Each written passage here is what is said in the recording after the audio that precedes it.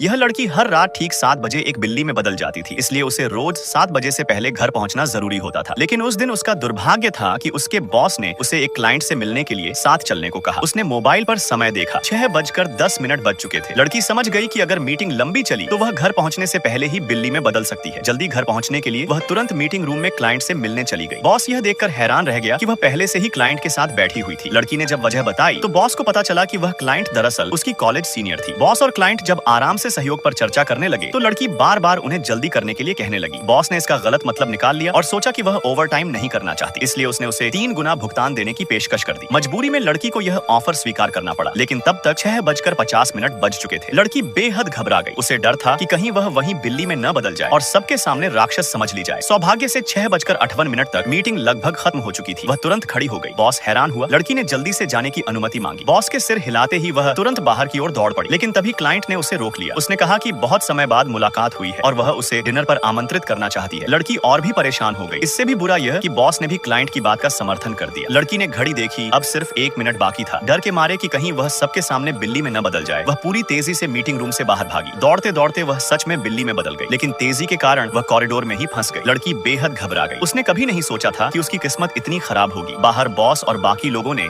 अचानक एक बिल्ली की आवाज सुनी, लेकिन वह चाहे जितना चिल्लाए उसकी आवाज सिर्फ बिल्ली की म्याऊ में बदल जाती थी। क्लाइंट को यह न लगे कि कंपनी अनप्रोफेशनल है, इसलिए बॉस ने कहा कि उसकी कंपनी बहुत सख्त अनुशासन में चलती है और यहाँ बिल्ली होने का सवाल ही नहीं उठता। उसने यह भी कहा कि उसे सबसे ज्यादा बिल्लियों से नफरत है। यह सुनते ही लड़की घबरा गई। जैसे ही कॉरिडोर का दरवाजा खुला वह उसके पीछे छिप गई। उसे राहत मिली कि वह पकड़ी नहीं गई, लेकिन तभी बॉस बिल्लियों से नफरत करने के अपने सारे कारण गिनाने लगा। यह सुनकर लड़की का गुस्सा फूट पड़ा। वह तुरंत बाहर आई, बॉस के पैर पर जोर से पैर मारा और मन ही मन कसम खाई कि जैसे ही वह फिर से इंसान बनेगी वह उसे जरूर सबक सिखाएगी। नेक्स्ट पार्ट के लिए अभी सब्सक्राइब करें।